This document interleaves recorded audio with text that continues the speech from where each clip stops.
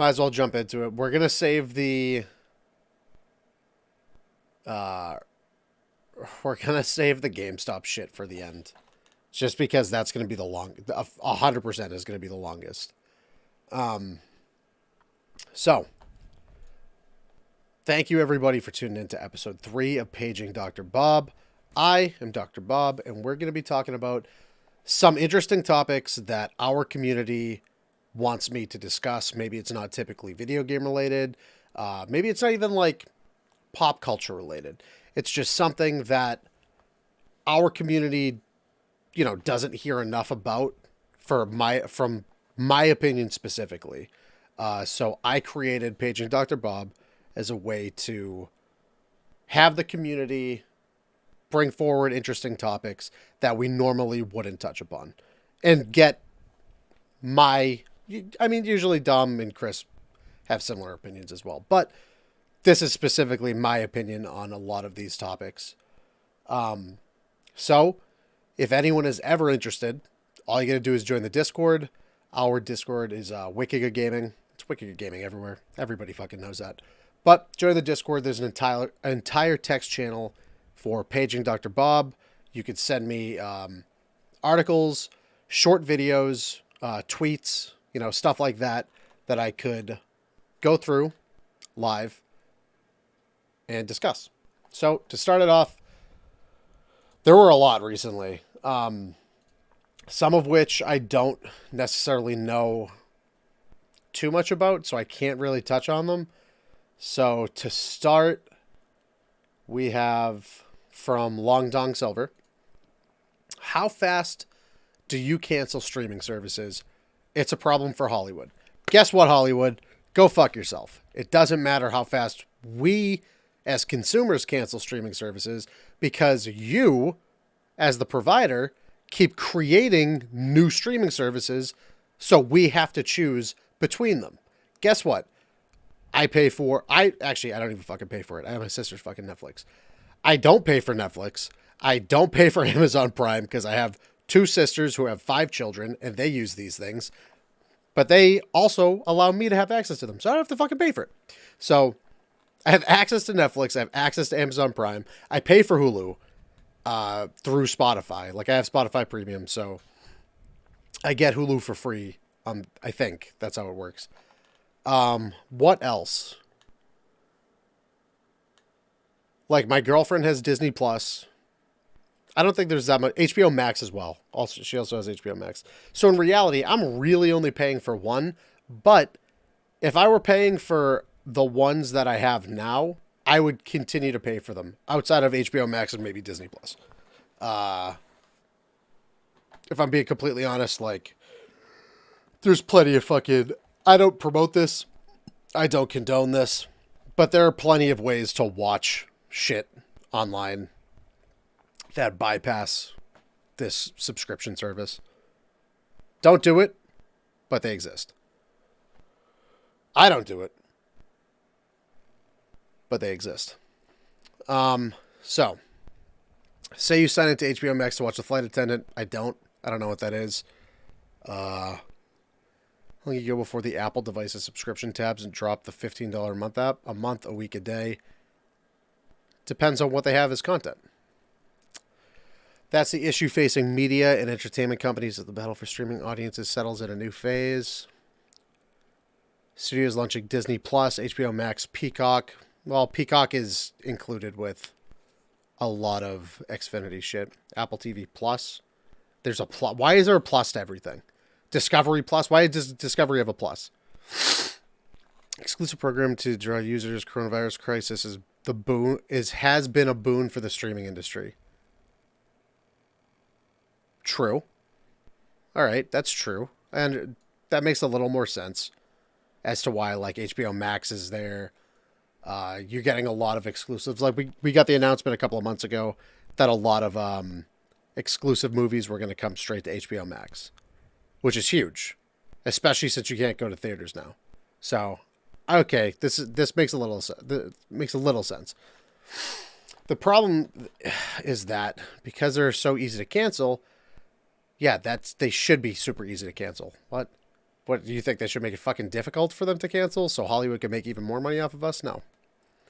Okay, this is going to work all the fucking way into GameStop because my vitriol for gigantic corporations and conglomerates of fucking millionaires just leeching more money off of the common person, it fuels my hatred for a lot of this shit. So, because they are so easy to cancel, yeah, they should be fucking easy to cancel. It should be one click. Do you want to, or 2 clicks, cancel. Do you want to cancel your subscription? Yes. There you go. That's it. That's what it should be. The service is seeing a lot of people leave after they finish watching the shows that convinced them to sign up in the first place. Yeah, that makes sense. The phenomenon is known as churn. There's a growing headache in the streaming wars. That's not my concern. I don't give a shit. I don't care if it's a headache for Hollywood. According to a new report released Monday night, the professional services giant Deloitte. According to Deloitte's survey of 1,100 people in October. Sorry, Steve and I were talking about Chicago accents earlier today. And how we should implement a point system where if somebody donates or spends a couple channel points, I do a whole Chicago accent for like a topic or something. Deloitte survey of 1,100 people in October, 46% of respondents canceled at least one streaming service in the last 6 months. Yeah, that's a dramatic increase from 20% from January. That's not that fucking crazy because you have to statistically look at it as if at the beginning of 2019, or we'll say the end of 2019, say there were only 5 popular streaming services, right? By the end of 2020, there were probably 12. So clearly, as the number of streaming services increases, of course, the percentage of people leaving a streaming service is going to increase. I'm not going to say they're 1-to-1, but they, what is the geometry term for it? Collinear? I think something like that. I can't remember off the top of my head. But yeah, I mean, let me see. So if we have end of 2019, 5 mainstream streaming services. That's Netflix, maybe YouTube TV, Hulu, Amazon. What else? Netflix, YouTube TV, Hulu, Amazon. We'll just put etc. Just because I don't know off the top of my head. So say at the end of 2019, there's only 5 like mainstay streaming service. We'll say mainstay. So it's not fucking confusing. If they took that survey in January, roughly around the same time, would be within a month, 20% had canceled one of these. Okay, so 1 in 5 people who potentially could be subscribed to all 5 of these. It doesn't show that statistic here. There should be a statistic of, so for in the relation of concept of people who have canceled, how many services were they initially subscribed to before they canceled? That's a statistic that is needed yet missing. So I don't know. Maybe that survey has more. Maybe if I found that survey, it would have more information on it, but it doesn't. But here, this article does not. Okay. So 20% had canceled 1. Sure, that makes sense. So now, end of 2020, how many do we fucking have? We have Disney Plus, we have HBO Max, we have we have Stars fucking Platinum or some shit, whatever the fuck it's called. We'll say it doubled, okay? We'll say the number of streaming services doubled. So we'll say 10. There's 10 premier streaming services that people could access. So what happens then? In October, 46% canceled at least one. At least one. Okay. So in this example, if the number of streaming services doubled, it would make sense that the number of, or the percentage would also double. Right? It should follow that trend. Potentially, the 6% could be attributed to other things as well. So what else do we have? Why are people leaving? Let's say more services pop up. We can say each service is running out of individual content. Piracy is a thing. Piracy exists. People just don't want to fucking pay. Speaking of payment, we're in the middle of a fucking pandemic. Like the household income decreased. What else do we have? More services are popping up. They're running out of individual content. Piracy, pandemic. So because of the pandemic, the household incomes have decreased. So people want to save fucking money, obviously. Well, I'm probably, arguably one of the biggest ones, so I'm going to all caps this one. Prices increased. So, what was it? Netflix went from like, in the past, 3 years, Netflix went from like $5 a month to $7 a month to like $12 a month.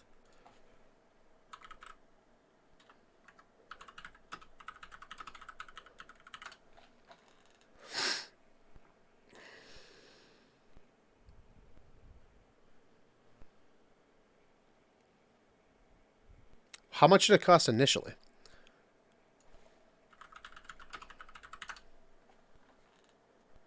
I don't care about the fucking stock. Well, we'll get to stocks. I think it was like $5. I think it was like $5 a month. So it's now doubled. It's tripled in price. Some people don't want to pay fucking $17 a month for some shows. You know what I'm saying? Which is why they go this route. Like, it makes sense. It makes sense why these things are happening. I don't know why this is so alarming to people. This doesn't seem like an alarming percentage to me.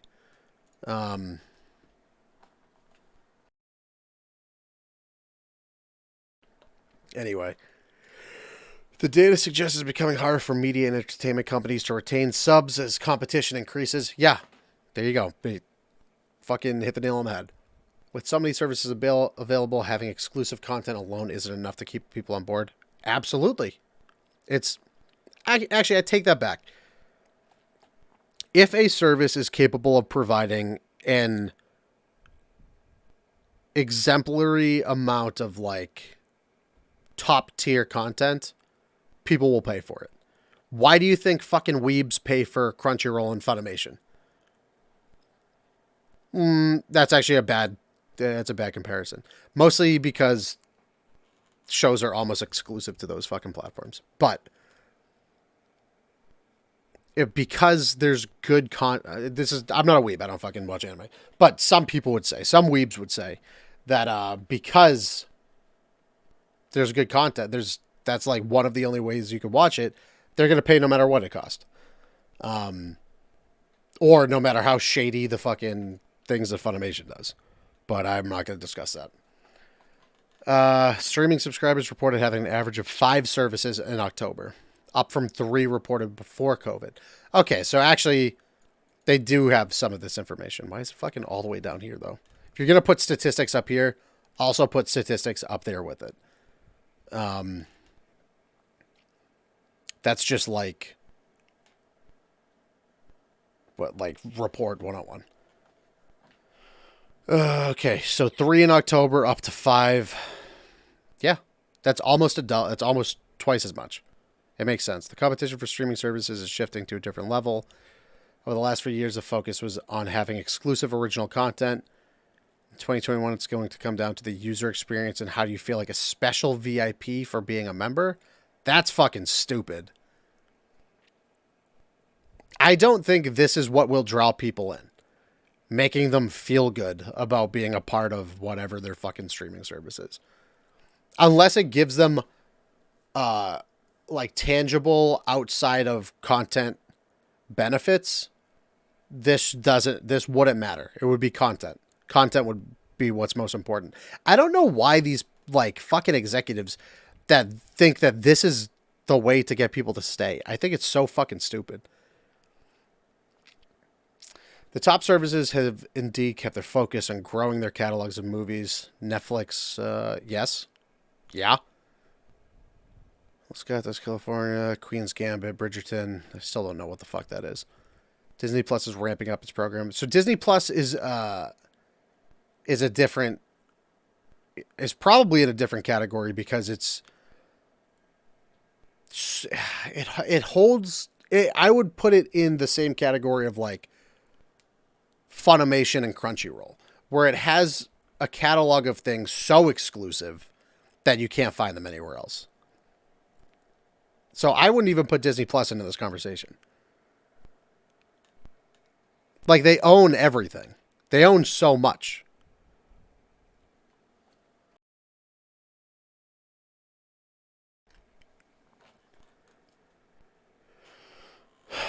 In the streaming world, there's a completely different set of criteria. She said in her Wednesday keynote, I don't care.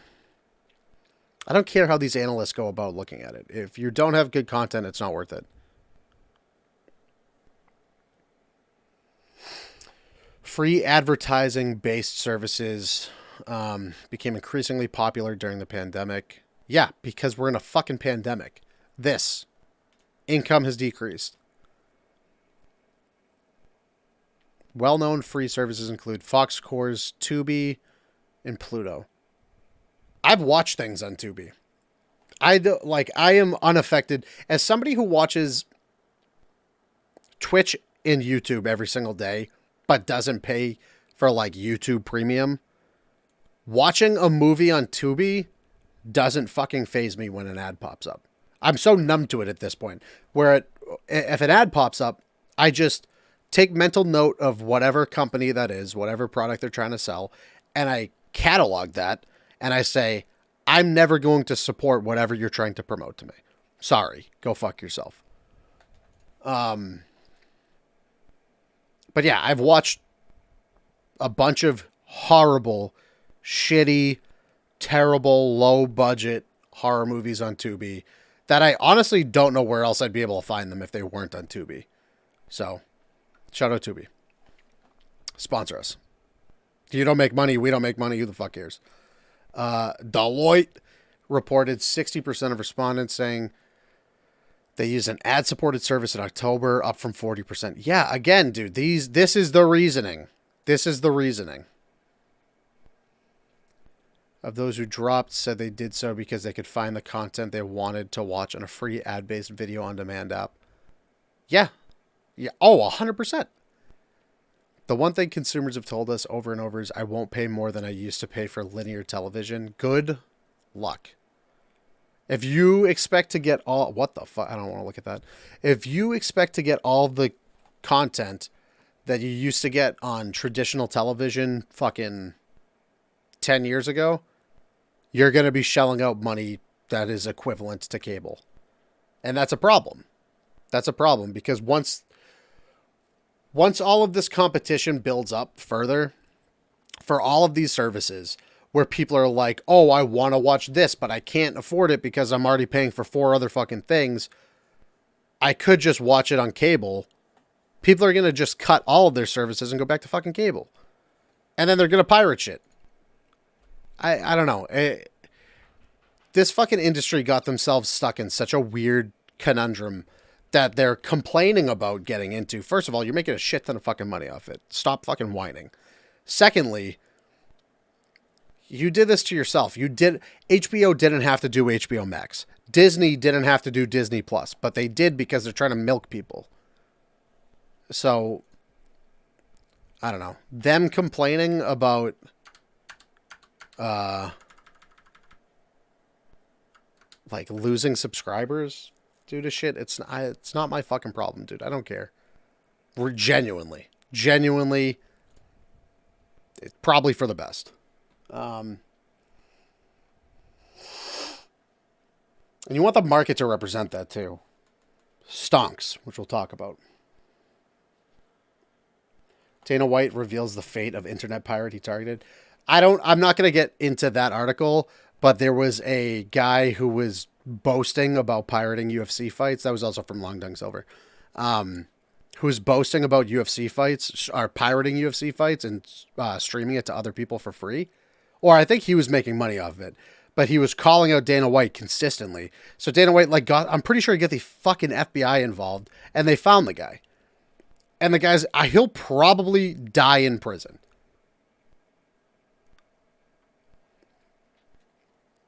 Kenny sent something about Jagex being sold to the Carlyle Group, which is a U.S. company. If I knew more about the Carlyle Group, and if I already looked through the article, if the article had more information on like what that group is, other than like a tech firm or some shit like that, I'd talk more about it. But I don't know enough about the companies involved.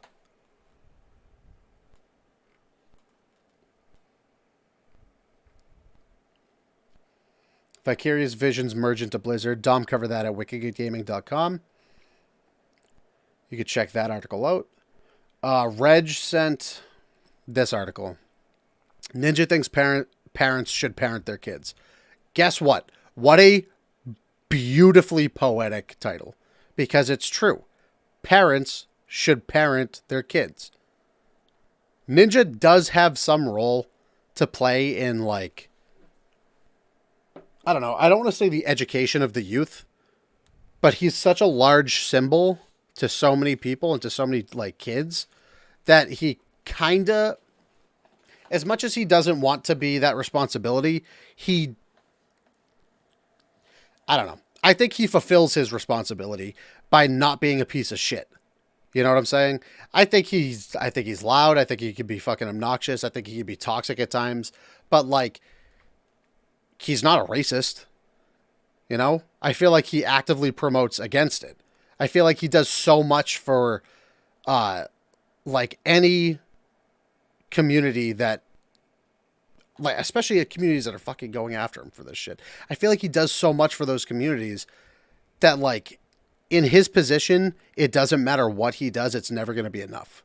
He's in that PewDiePie fucking range now, where PewDiePie got so prominent and so large, it doesn't matter what he does, everybody fucking hates him. Like, every fucking news media outlet hates him. Every person on fucking social media hates him. Every fucking reporter, quote unquote, journalist hates him. The guy, he does a lot for a lot of people. And so doesn't fucking Ninja.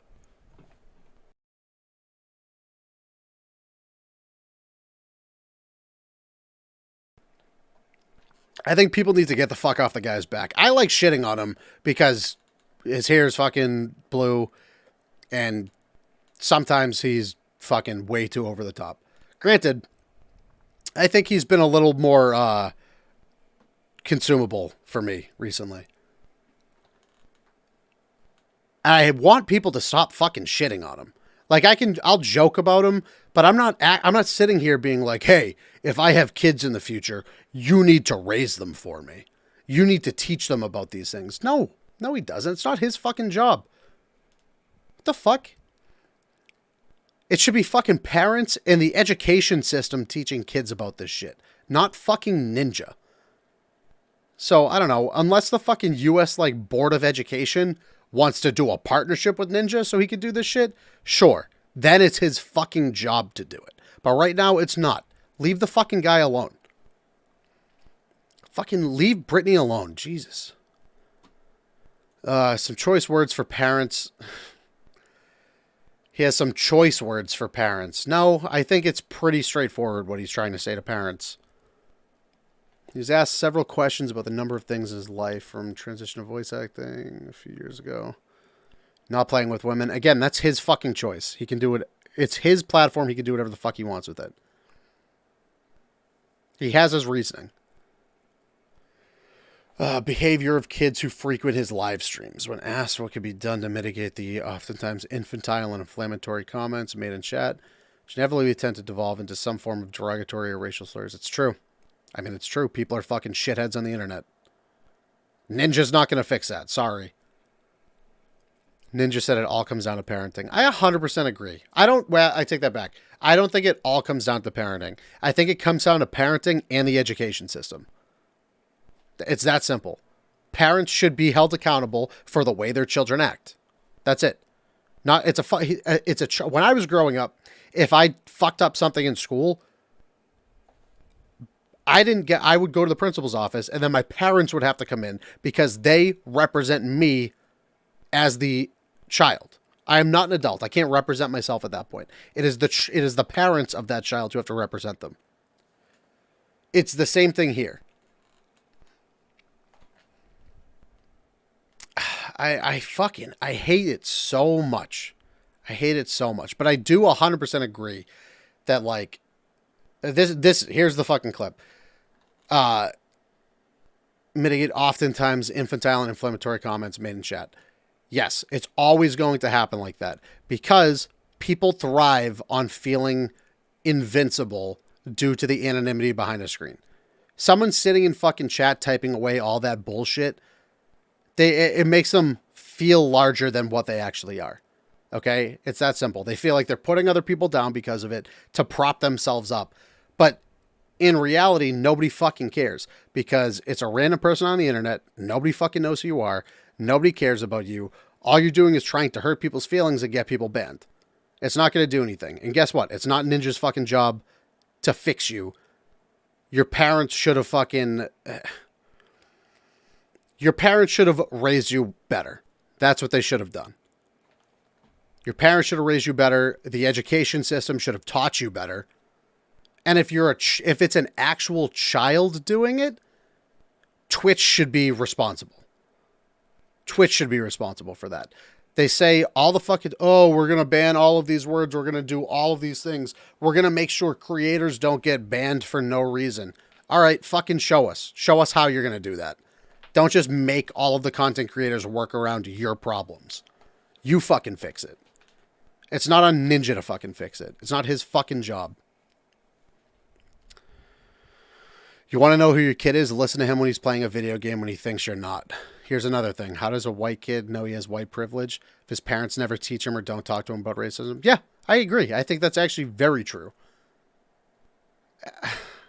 I fucking hate the internet so much.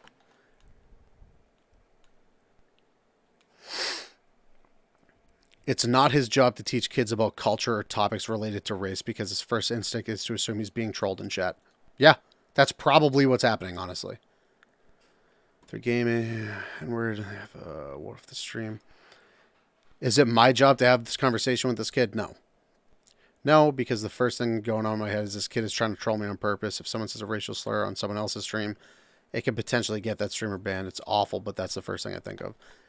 At the same time, however, Ninja noted that the internet's illusion of anonymity does embolden people to say what they want. Ninja still thinks parents should get involved, though. Absolutely. I 100% agree. I don't think it's gaming. I think it's internet culture. I 100% agree with that, too. The internet is a fucking cesspool of horrible people.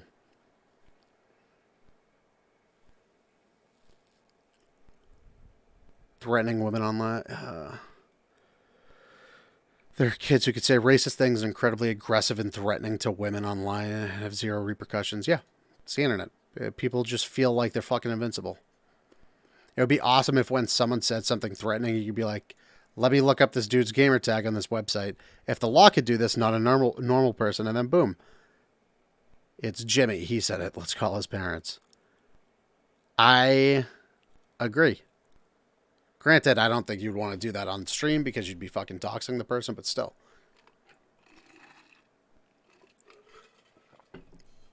I don't know. I think, to close this whole thing out for the Ninja thing, I think Ninja has a role to play in all of this. You know what I'm saying? In all of it. But I think he succeeds. I think he fulfills his role.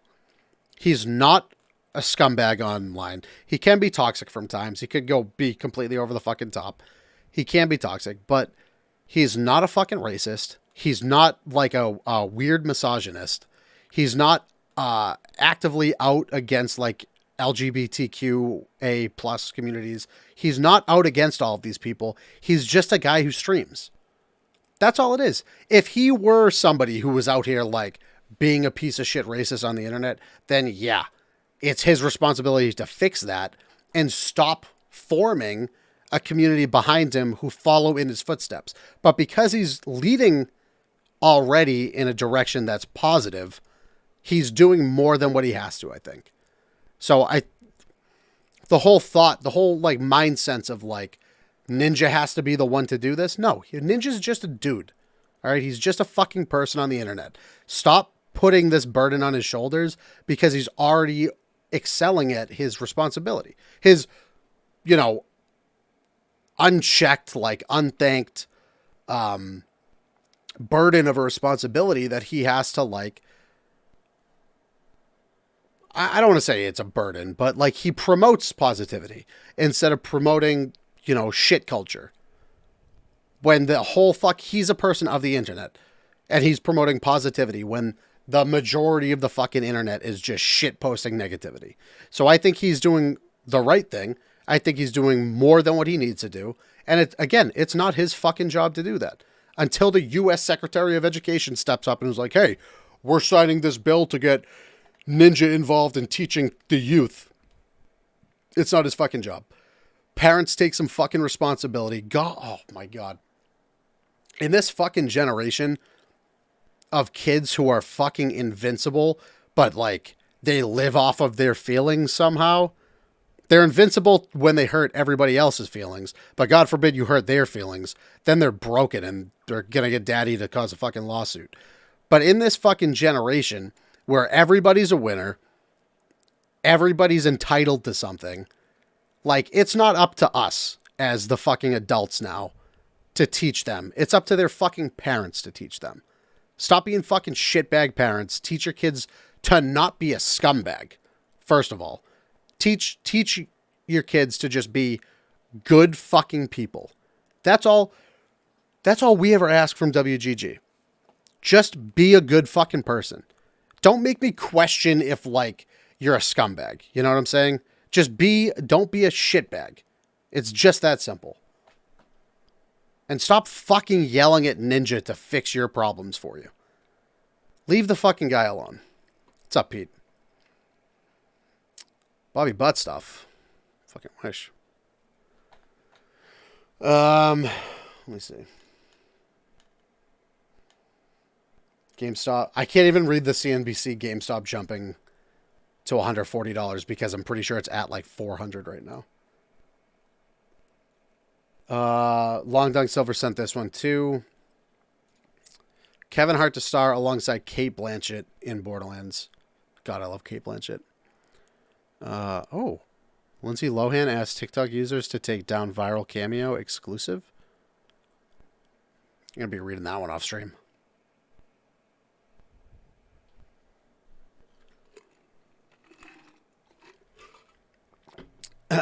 Anyway, Kevin Hart is joining Cate Blanchett in the cast of Borderlands, a movie adaptation of a popular video game.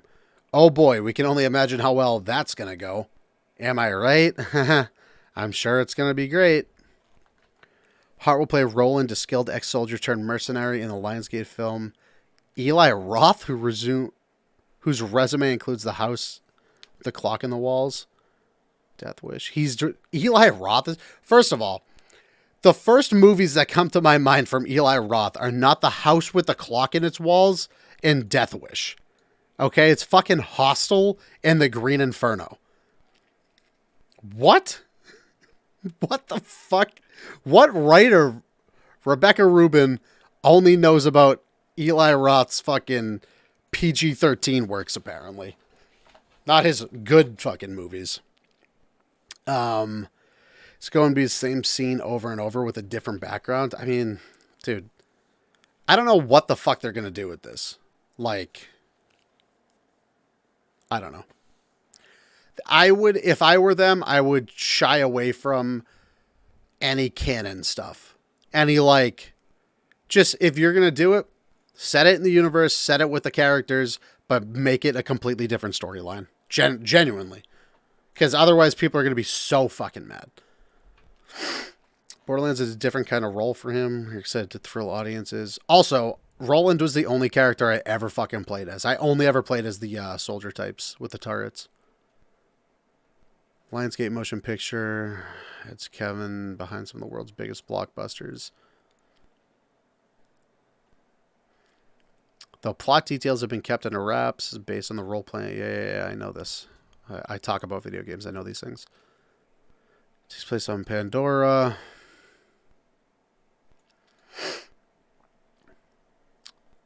Man from Toronto, don't care about. Okay, I don't care about what he's working on now. Okay, so first of all, I'm going to say a couple of things. One, I don't think Kevin Hart, his stand-up at least, is that funny. I think he's a very talented actor. I'm just not a huge fan of his stand-up. I am also pretty sure Roland is not like 5'5". I don't know. We'll see. I think he's a good addition, though. I think somebody with good comedy, like good comedy acting background, into a like irreverent comedy video game movie makes sense. So I think it's probably pretty good casting. Do I think the movie's going to be good? Fuck no. Am I going to watch it? Fucking probably. But still, I don't know. Who's Kate Blanchett going to be playing? What was it? The Siren Woman? I don't even remember her name. I don't know. I think he's actually probably like thinking of who else could play that role. No, I think he's probably a pretty good cast.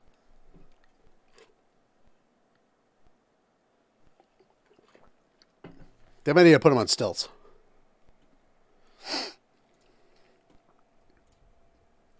All right, I have to take a piss and get more water, and then we can talk about this fucking big boy. I'll be right back.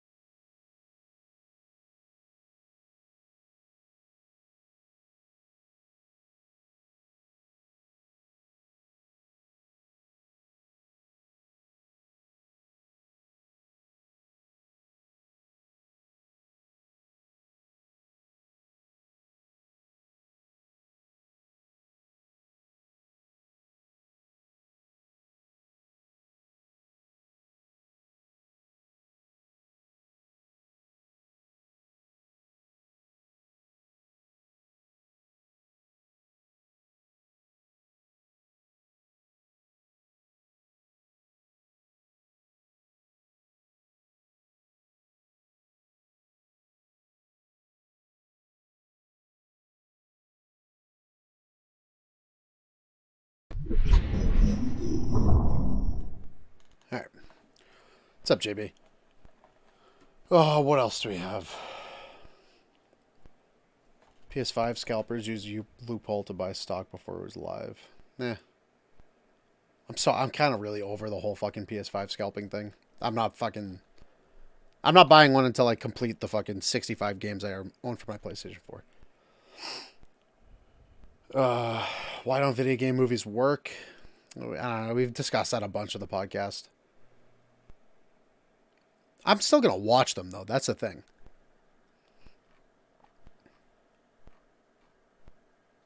Portal 2 is trending as fans remember their favorite games from 2011. That might be something we could talk about on the podcast, too. All right, basically everything else is GameStop related. So this is going to be tough to fucking explain. Let me see.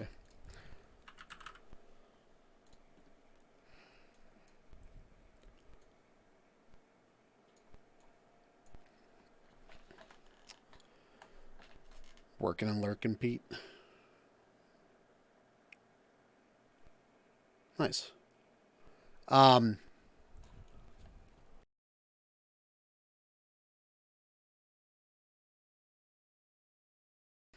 Okay.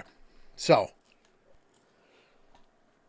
I'm contemplating, depending on how long this goes, me talking about GameStop shit, I might just... I'll keep it in the episode 3, but I might also clip it out individually and post it separately too. So, I'm sure everybody here already is well aware that GameStop went from... This is so fucked up because I made a Robinhood account like a month ago and I was looking at the GameStop prices and I was thinking GameStop's probably going to come back around this year. They're innovating a bunch of shit. They're basically doing a whole fucking market turnaround of like, we don't want to sell you. Well, they probably still want to sell used games, but we don't want to be just like the retailer you go to because online purchases and digital downloads are becoming so prevalent. To more of a, let's turn this into a lounge LAN experience. You know what I'm saying? So I genuinely thought before all of this that GameStop was probably going to make a turnaround at some point. And if they didn't this year, they'd probably be fucked completely. Found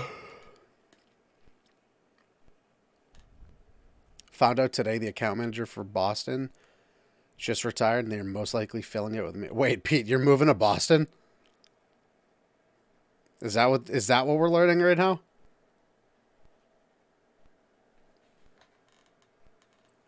It's a shame that I live in fucking Wyoming, British Columbia now.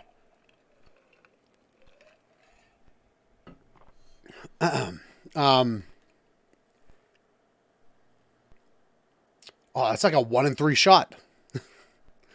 Anyway. So, I was going to buy into GameStop at $20 like 3 weeks ago. Granted, I was only going to probably spend like $100 on it and buy a couple of stocks. But I waited, I'm new to the game, to the whole stock thing. My friends and myself, like we hit the age where like we have expendable money that we could use or like we don't 100% need to use. So I don't know, for some fucking weird reason, this was something we decided to dip our toes into. But yeah, I was going to buy in like 3 weeks ago at $20 fucking dollars. And guess where it's at right now? Like $340. So where is it? GameStop popped up again on Tuesday above $140. Yeah, but it's at like It's at like $350 right now. Lots of GameStop talk. We bought February $115. Interesting. The stock kept ripping, surging more than 60%. Tesla CEO tweeted, yeah, this I'll talk about too because this fucking pissed me off. It's gone up 680% in January. So what's happening right now is literally unprecedented. This has never happened before. And this is happening because of this right here. Squeezes, massive fucking squeezes. So what happened was, a bunch of Reddit shit posters who decided that they want to take Wall Street down a notch and all of these fucking massive hedge funds that are worth millions and billions of fucking dollars. Oh, boo-hoo, I'm a millionaire. I lost a couple $1,000,000. I don't fucking care. Fuck you. These Reddit shit posters all got together. They decided that, or they found out that I think there were like upper executives at GameStop that were causing a squeeze themselves to try to make profit off of their GameStop shares because they were on their way out of their contracts. So, guess what? All of those fucking upper executives were about to squeeze the stock itself. So they got together, the Reddit shitposters got together, and they were like, cool, when that happens, we're going to squeeze it. When they sell, we're going to buy every possible percentage of their stock, and we're going to hold on to it. So the price just keeps fucking grinding. It just keeps going up, and it keeps going up, and it keeps going up. And that's exactly what fucking happened. At one point, there was like 98% of the stock that was being held, and that's unprecedented. And I think it's over. Somehow it might be over 100%. I don't know how the fuck it works. Honestly, I don't know how it fucking works. But this is like V for Vendetta shit. You know what I'm saying?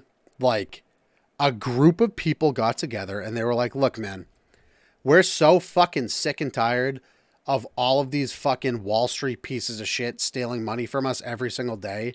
Like openly ruining people's lives, that we want to do something to get back at them. This is what they did, and it's actually fucking kind of working. I say kind of because these people are getting bailed out for billions of dollars right now. Like one person got like a $2.5 billion bailout, which is fucking insane, dude. That's fucking insane someone hands them $2.5 billion. They're like, oh, we're sorry you lost all this money. How could you ever possibly survive not having $2.5 billion? Here, take it. You know, because Reddit shitposters stole money for a couple $1,000s from you each. Short sellers also reloaded bets over the last 7 days, where shorted shares jumped by more than 900,000, worth 69 million. Nice. Short interest stands at 140%. Much like the Revolutionary War, the first line of troops goes down in a rain of musket fire, but is replaced by the troops in the next line. One of my buddies sent me this, actually. You're seeing a short squeeze on older shorts who have incurred massive mark-to-market losses in their positions, but are seeing new shorts coming in. It's keeping overall shares shorted and GMA relatively flat. The explosive rally was largely driven by the buying frenzy among individual investors active in online forums. That's exactly what it is. And that's why people are saying there's nothing illegal happening, because it's individual investors. If this was a fucking group of people, it would be considered insider trading. But, and this is a big ol' round but, back that fucking thing up, but corporations and fucking hedge funds get away with this shit. But when online Reddit shit posters do it, now people get mad. Now CNBC needs people to fucking, oh, we're going to get the SEC. We're going to get the SEC involved. They're going to look into this. And like, I watched, I think it's this video. At the end, the reporter goes like, what are you going to do? What are you going to do if you find out this is quote unquote illegal? Are you going to go after like the thousands of people in these forums, each individually? It's impossible. Like, this is the biggest takeaway. Yeah, that was my bad, Reg. I knew this was going to be long, and I finished work early today. So I started I started right when I got off of work because I knew this was going to go for a little bit.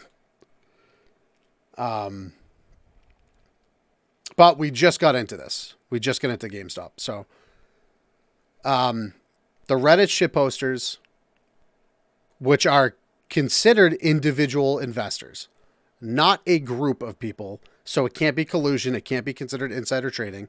Technically, according to professionals, I am not a professional. I am not an investor. I cannot give you any information on what you should be doing with stocks. Sorry. No, I'm a physicist. That's all.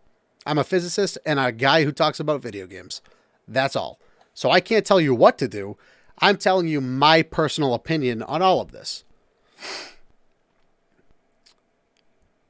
Stock closed Monday at 75. Yeah. Retail order. Yeah, all aftermarket trading fucking made it skyrocket. And then it dipped back and it went back up. I was watching it all fucking week. I made a couple $100 off it too, actually. Can anything stop GameStop? Yes. Yeah, I mean, I'll get into it. The SEC and potential legislation incoming is a big problem, honestly. It's happening. Traders on Reddit, a community known for irreverent market discussions, made GameStop their cause and rushed to buy out the money of... I don't know. I mean, this seems a little targeted, but okay. Put your lift-off diapers on. It's about to start. Around 2:30. I'm pretty sure it's at 3:40 right now. If you want to sound smart, traders call this phenomenon a gamma squeeze. And this sounds familiar. It's because SoftBank's mass buying of tech stock options last year, earning it the moniker of the NASDAQ wheel, working in a similar way. Wait. It's because of SoftBank's... What is SoftBank?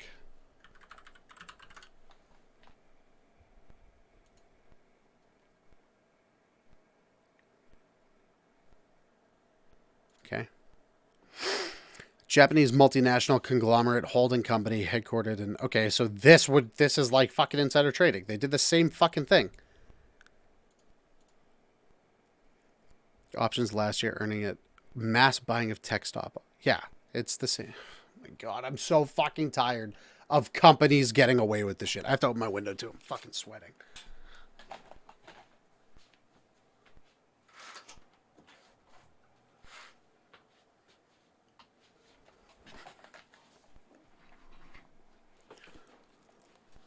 All right. Reddit jockeys have already toppled a bigwig, Gabe Plotkin, the hedge fund trader whose Melvin Capital was shorting games. Oh, yeah, this was the bailout. Who recently raised a $2.75 billion bailout from Citadel and his former boss. That seems illegal. But, you know, nothing's going to happen to them. Appear to be suffering. Possibly because they're being targeted by traders. Melvin and Plotkin are often pilloried on the message boards. He said that his firm had plenty of capital. Dude, this seems so fucking illegal. Oh, my God. A big worry is that this has become a short squeeze revolt. That's exactly what it is. That is exactly... I'm going to get so fucking deep into this shit right now because this is exactly what it is. This is... our generation's revolution.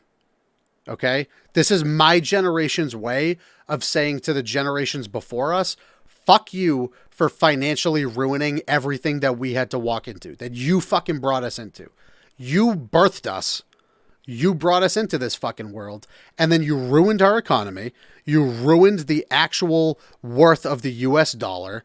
You refused to change minimum wage. You refuse to change the average work weeks. You refuse to do all of these things. You require people to get 3 fucking degrees and have 5 years of fucking experience just to get paid $13 fucking at some company when they have $200,000 worth of student loan debt. You fucking created this, not us, okay? You fucking created this problem. This is my generation's way of saying fuck you, okay? You ruined the American dollar. You ruined the economy for our fucking country. Guess what? Guess fucking what? You giant big corporate fucking bigwigs that get away with this shit every single day, the common man can do it too. The common man can do it too, and it's technically not even fucking illegal, according to people who know way more about this than I do. It's not illegal because everybody is an individual investor at this point. Okay, so even if the SEC probes into it, how is that illegal? People are just saying, hey, let's invest in GameStop. So it's fucking insane.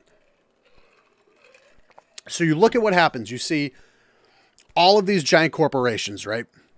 What do? They just continue to amass money. That's all it is. All of these companies, all these conglomerates, all these fucking corporations, all they do is amass money, build here, build here, build here. And guess where that comes from? That comes from the fucking workers. That comes from everybody else below them. Okay? So when the when the common man isn't getting paid what they need to fucking survive, and your fucking executives at your company are getting fucking $16 million bonuses every year, yeah, guess what? This is my generation's way of saying fuck you. Okay? It's just that fucking simple. And there's a good way to look at it. In what was it, 2008 to, when was Occupy Wall Street?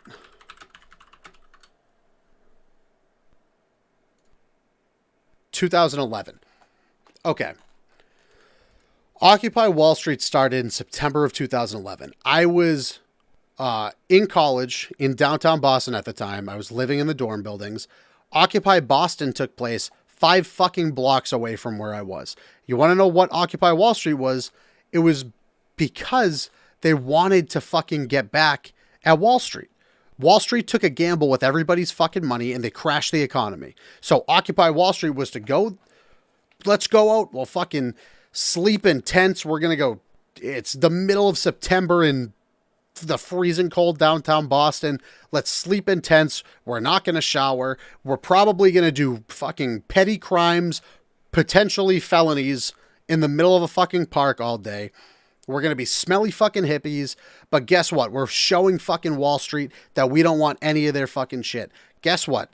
This whole fucking GameStop fiasco is Occupy Wall Street, except it's working. Except it's actually fucking working. Because all the fucking gross, smelly hippies that were out there at Occupy Wall Street that I had to fucking hold my nose by when I had to walk to class, all they were was an annoyance and an eyesore and a fucking, maybe someone had to walk around the crowd to get to work there. Maybe one of those fucking $1 billion executives had to walk around that crowd one day or take the long route to fucking work. That's all they were. They were fucking annoyance and an eyesore, and they smelled like shit, honestly. They smelled fucking gross. But it didn't directly affect anything, you know? Those occupiers didn't directly affect Wall Street. You know how you fucking affect them? You fucking fuck with their money. You fuck with somebody's money, and that's where it starts becoming a problem for them. Okay? And that's exactly what's happening right now. My generation figured it out. The Occupy people had no idea. As much as I think general protesting is a good way to get a point across, there has to be legitimate action against whoever you're trying to protest against. There has to be legitimate action to make it work. You know, there's I went to a fucking Catholic high school. There was a saying like belief, there's 50-50 belief and action or some shit like that. Where it's like you could believe in, you know, you could believe in religion and all these things, but if you don't act upon, you know, the foundations of it, you're not actively a part of it. I'm not a religious person, but it falls into this same category. Occupy Wall Street. Yeah, it's a great idea. Protesting. Yeah, peacefully protesting rather is a great idea. Right? But if you're just protesting, it's hard. Like, even if you're getting that point across, it's hard to really hammer home things need to change. You know what I'm saying? Like for the Black Lives Matter movements, I will never condone the burning of businesses. But if you have to burn a business, don't make it local businesses, because then you're just ruining communities. There are giant corporations in this world. Target was one of them. That was an example of just being looted. Guess what? They're going to get bailed out by the government. That fucking bakery down the street is not. So if you're going to do it, this is how you actually stick it to the fucking people oppressing you. But in a similar vein to this, for when it comes to Occupy Wall Street, it was, we're out here protesting Wall Street. You tanked our economy. My parents lost their jobs because of you. Maybe we lost our fucking house or some shit like that. But guess what? It didn't do anything because it didn't directly affect these fucking people. You know what I'm saying? Now, this directly affects these people. Now, you're going at their fucking money. If you didn't touch their money, they would just try to ignore you and they would just go on with their lives. You know? If my generation didn't decide to short this fucking stock this hard, I think they were estimating losses of like $15 billion or something. This would never be a problem. You know, Wall Street would go on fucking over every person imaginable. They'd get richer. Everyone else would stay where they are. The economy won't change. None of that shit. It doesn't fucking matter. But when you fuck with somebody's money, that's when it becomes a problem for them. And that's exactly what's happening right now. Their money is being fucked with. So now all these fucking hedge fund people are up and, oh my God, this is illegal. This is illegal. How could these people possibly fucking do this, right? They've been doing it for years. They've been doing it for fucking decades. Imagine what happens when people start doing it to them. And that's exactly what this is. People doing it to them. Nobody held them accountable when they were fucking doing it. So why all of a sudden do we need to be held accountable? It's because we're taking from them. But it's one way for them. They can take as much as they want. But the moment you start taking away from them, all right, let's get the SEC involved. Let's make sure this becomes illegal somehow. It's so fucking sickening how these corporations work. It's so disgusting. It's so skeevy and scummy. It makes me sick to my fucking stomach.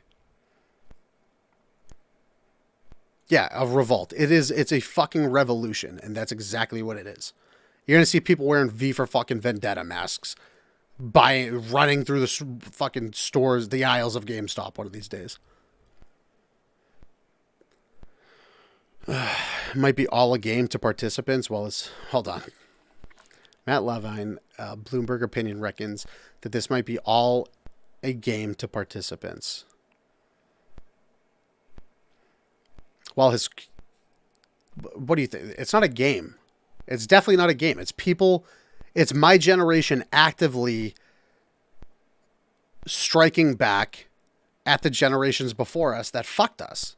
That's exactly what this is. It's not a fucking game. It's people who figured out that they've been fucked for so long that they want to fuck back. People get tired of getting fucked all the time. You know what I'm saying? Like, you can only piss people off so much before they fucking do something back. And now people are doing it back. Well, his colleague John Author sees as a populist uprising against establishment institutions. That is exactly what it is. This is an enforcement nightmare. The Duke Law professor James Cox, officials at the SEC and elsewhere closely watching internet chat rooms for signs of potential market manipulation.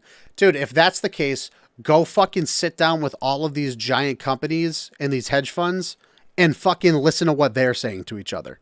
We had fucking politicians. I am so fucking mad right now.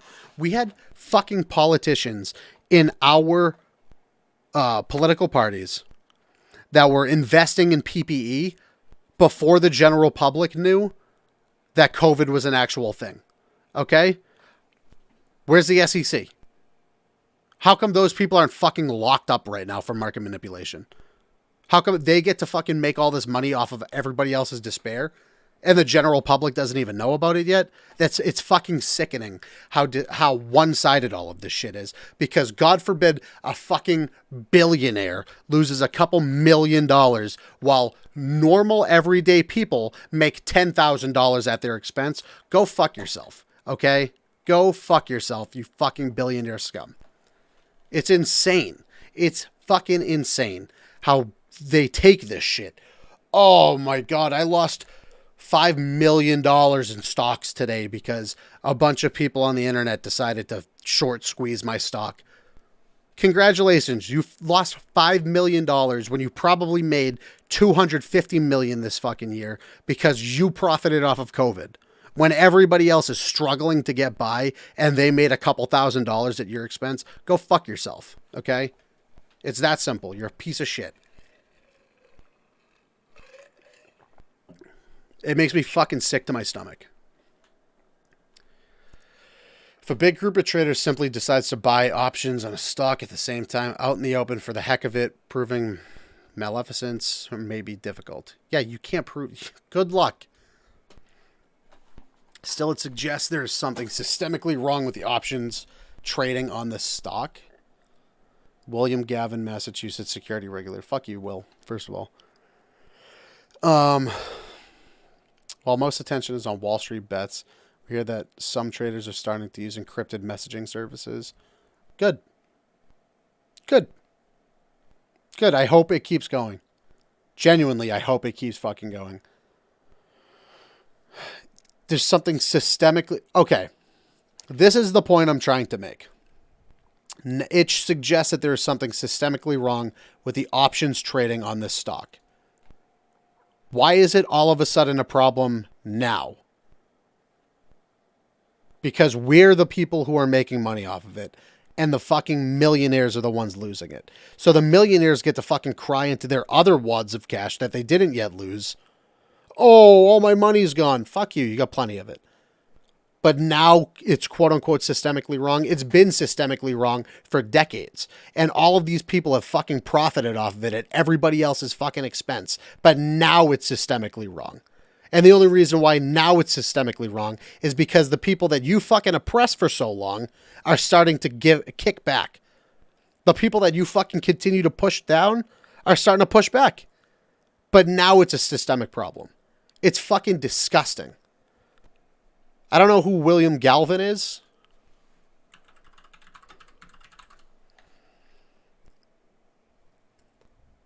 American politician who serves as the 27th Massachusetts Secretary of the Commonwealth. What's your net worth?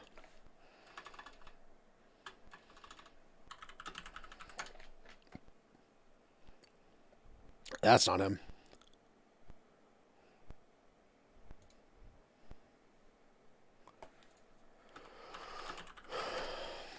This should be public information.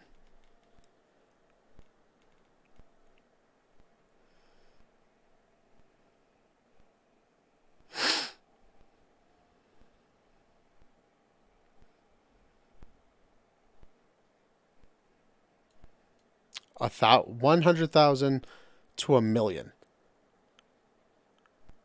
How much does this guy get paid?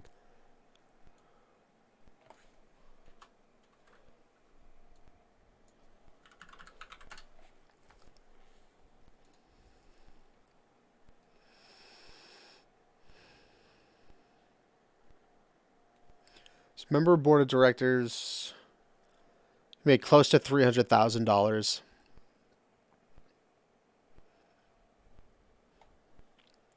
What?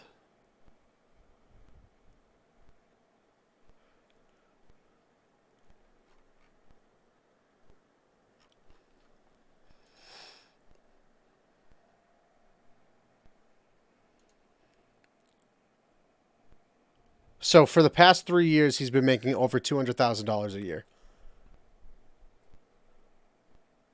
Let's see.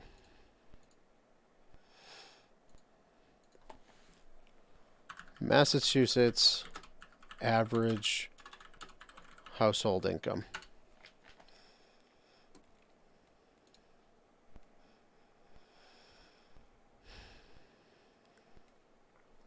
So this guy makes $300,000 a year, right? The average household income is roughly, it ranges from 200,000 down to 36,000. So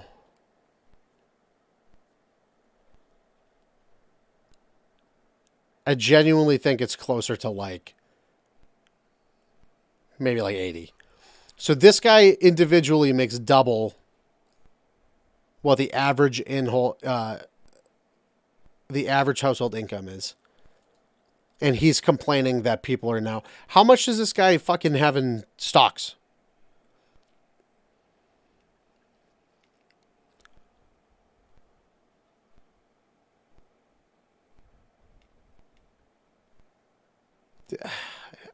This makes me so fucking sick to my stomach, dude. Like, there's something systemically wrong. Yeah, there is. I agree. I fully agree. There's something systemically wrong with the system. Full on. But it's been that way for fucking decades. Okay? Your fucking Wall Street that all of these people made all this fucking money off of, I agree, is systemically wrong. But now because my generation decided that they wanted to fucking punch back, now it's a problem, right? Now it's a fucking problem for everybody else. Because my generation, the one that got fucking born into everything that's fucked up in this world, is fighting back. Now it's everybody else's problem. Fuck you. It's fucking disgusting. So, to close this out, because this topic makes me fucking sick to my stomach. I'm not going to watch this because I watched it 20 times. To close out the whole fucking GameStop thing, one, this is a legitimate revolution from my generation. Technically, I'm considered a millennial, I think.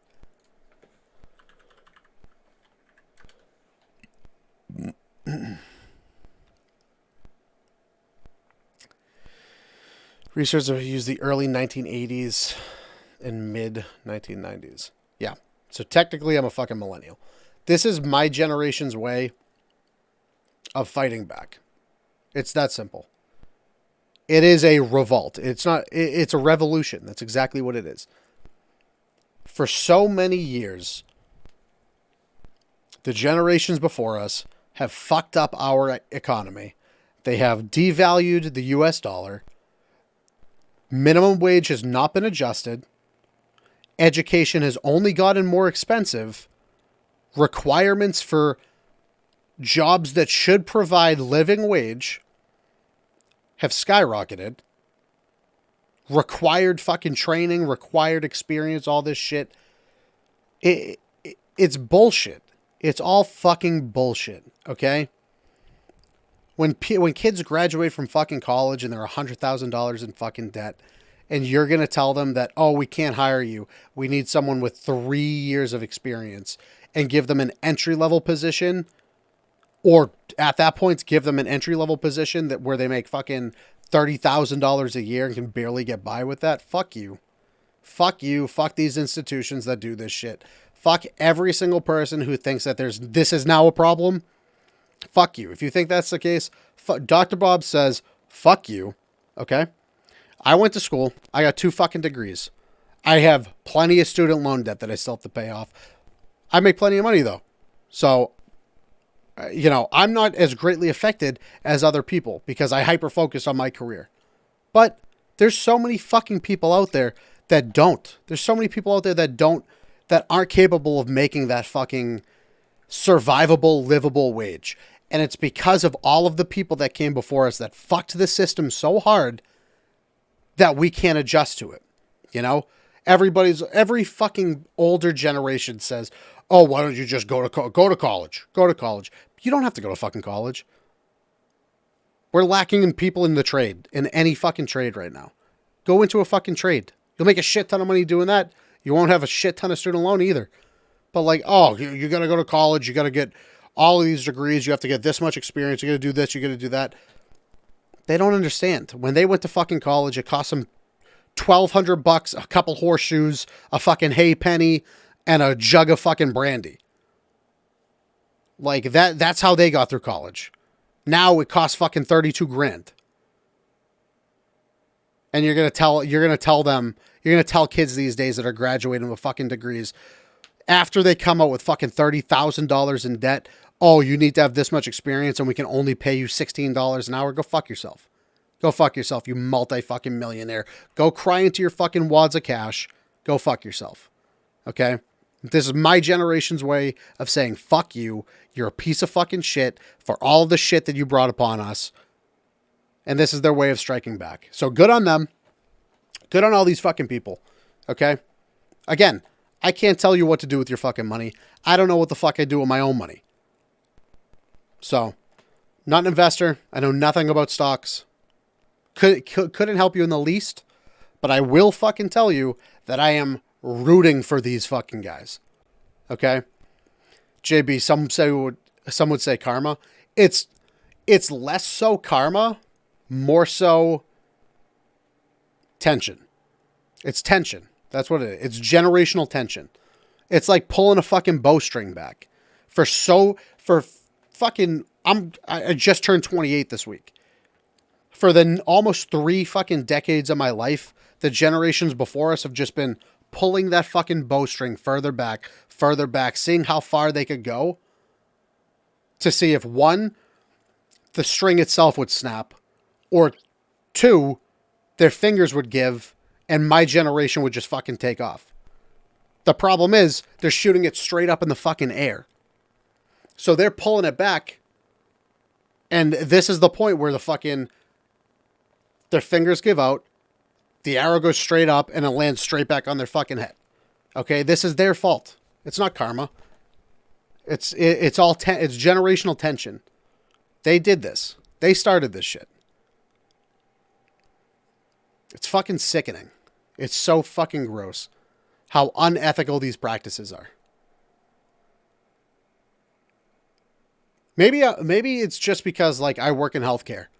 Like I got into my career because I want to fucking help people, you know?